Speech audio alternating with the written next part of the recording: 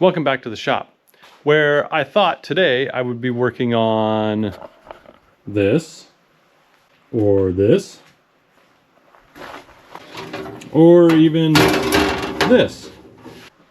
But instead I'm working on this. I know somebody's going to recognize what this is. It's a 5.4 liter Triton, and it is doing Triton things. If you're not familiar with the Triton, they're pretty good motors when you keep up on maintenance and if you can afford the timing chains, tensioners, spark plugs, coils, all that stuff. And right now, the Triton thing that's getting me is coils and plugs. Now, this truck has had a little bit of a miss for, I don't know, quite a few months, like just a little shudder every now and then. And the scanner says random misfire. Now, recently it's gotten worse where you give it a little gas when you're cruising and it shudders, it shakes the whole truck, and that's like a dead miss. And I decided I need to look at that sooner rather than later. So today I dug into it. Previously, I had replaced one of the coils and it seemed to make a little difference, but I probably just need to do all of them. And today I confirmed that yes, I just need to do all of them because I had a problem on number 6. No, sorry, 3. 6 was the one where I replaced the coil. And I'm getting ready to put that back in right now.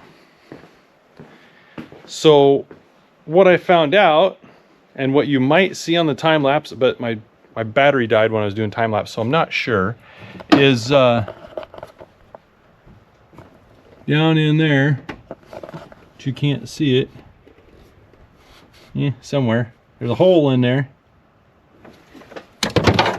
And this was the new coil I put in that hole a few months back. It looks pretty good. I thought maybe I needed to change the spark plug now with that dead miss. But what I think is well, I probably do need to change that spark plug. But trying to get that out was a royal pain in the rear end. The socket that everyone says to use, which is a 9/16 spark plug socket, somewhere in here. Yes, I need an organizer. That guy. 9/16. It's got the magnet at the bottom, the little rubber cushion, all that good stuff. It would not fit on that spark plug that's in there. It fits on the replacement, but I can't get it on the one that's in there, and maybe it's got a little corrosion or something. So I was thinking, well, maybe I'll put a 5/8 on there. And I got to turn a little bit, but it was turning. You know when a bolt or something breaks loose and you get that first little eep, and you're like, yes, it's loose, and then you can power it out. I got that movement, and then it moved like that again, and then it moved like that again, and I thought, I think my socket is skipping on the hex. And yes, that's what was happening. So we stopped right there. I looked online for other sockets, and everybody says just a regular deep 9/16 thin wall. This should fit. The 5/8 that's bigger than this, OD, fits in there. I'm not sure what's happening. I'm going to see maybe I can get a metric socket, which everyone says 14 millimeter 9/16 is the same. I don't know about that.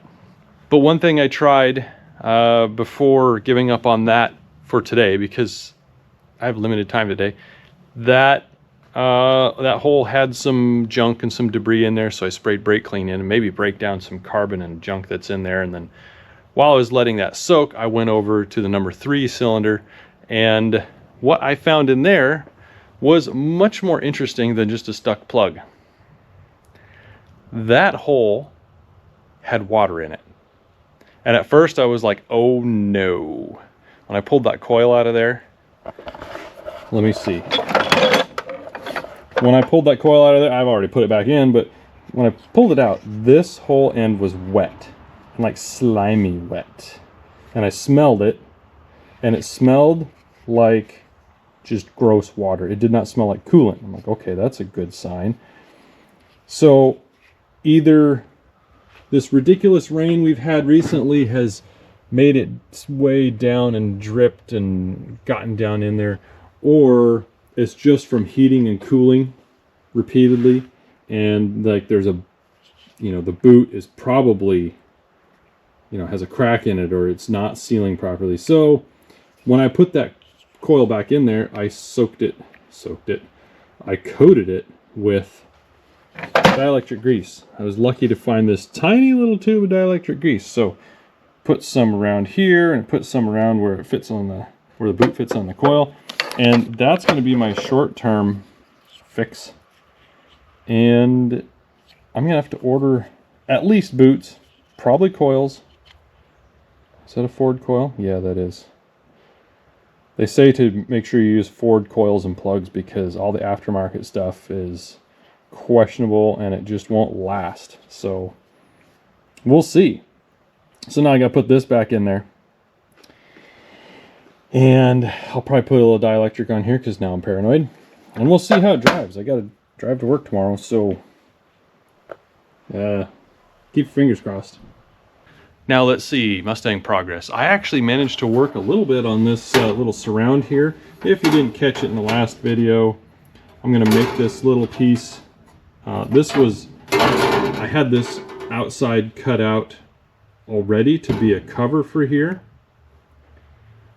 but I decided I want to make a bolt-on cover that fits in this area so I can take it off and get to things like headers and whatnot. So this is just going to be a flange now.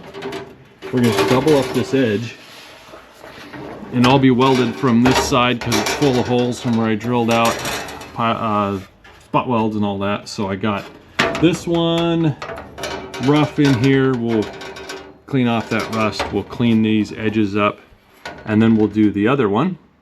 So that's soon.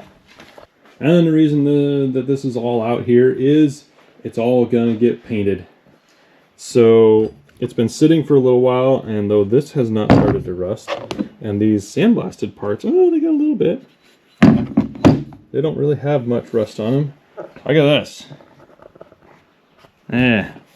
Yeah, so we're gonna get these cleaned up and get them painted. I need new boots. I thought this was a new boot that was on this arm because I bought this arm brand new. Look at that. Look at that. Terrible. So I don't know. I gotta buy some boots. These are Heights boots. And I'm wondering if maybe someone else makes one that'll fit that's a little nicer than that. I figured Heights has quality stuff, but I don't know. Now, as for in this room, we got the axle housing. Threw a glove over the ends because I was cutting up these things. This is the driver's side panel for the where the shock tower was. This guy, I had made a YouTube short about these little metal pieces I was finding in there, and consensus was that the posi that was in here, the limited slip that was in here, was coming apart, and these are the little ears from the clutch discs. So that could be. Either way, I have to clean that out because it's a mess in there. I got there's like metal filings from removing the old carrier in a very redneck way. It was many years ago. I can't do anything about it now, but I think I'm going to have to take the pinion out and inspect the bearings, just make sure it's all good, and then we'll be on to cutting this tube. And we're going to cut that tube to fit these axles in. Again, we're doing we're cutting the driver's side axle so we can use two passenger side length axles and have a little narrower axle. Easy way to go. And we got the new limited slip carrier because the old one got broken. Like I said, very redneck removal. Hey, look at that. Well, you can't see it, but right in there, that's one of the little ears for the posi, for the limited slip. Doesn't quite look like the same shape. These are, I don't know. But one thing I found interesting with this is it does not come with a spring. Ah.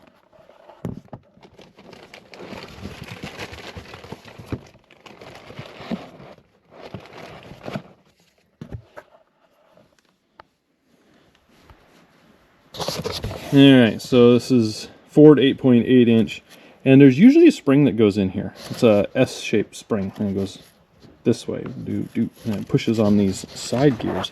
This differential didn't come with one, and I was looking at some of the others you can buy, and a bunch of them don't come with the spring, and you have to buy the spring separately. And some of the springs are for F-150, and some are for Explorer. So I'm going to have to look into that a little more. We got time. I'm not ready to install this yet. This is a Ford piece, so it should fit just right. Those are not Ford axles, but that's okay. They're considered an upgraded stock axle.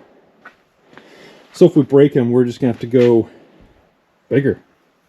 So I still got the ring gear for this, and it's in really nice shape. The ring gear and pinion are in really good shape.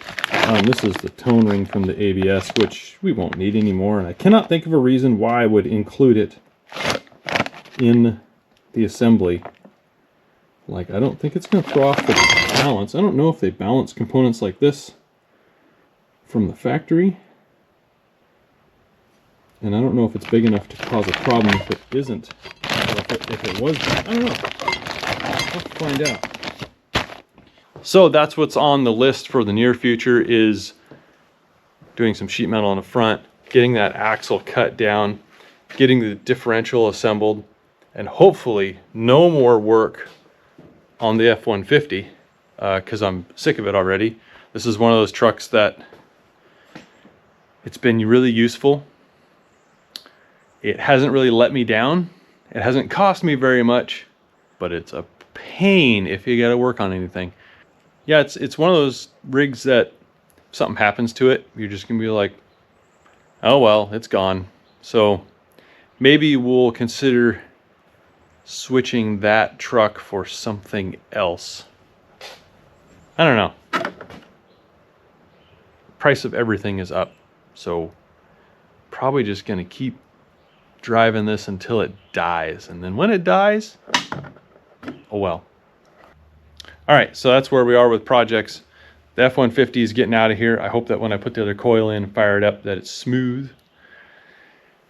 The Mustang is up next. Again, Mustang is always next, but there's always seems to be a whole bunch of things to do before I get to it. So do some sheet metal in the front, get these control arm and front end pieces painted, and then get this axle done. And I don't know which order that's going to go in, because I always do things out of order. This should be next, but I bet it won't be.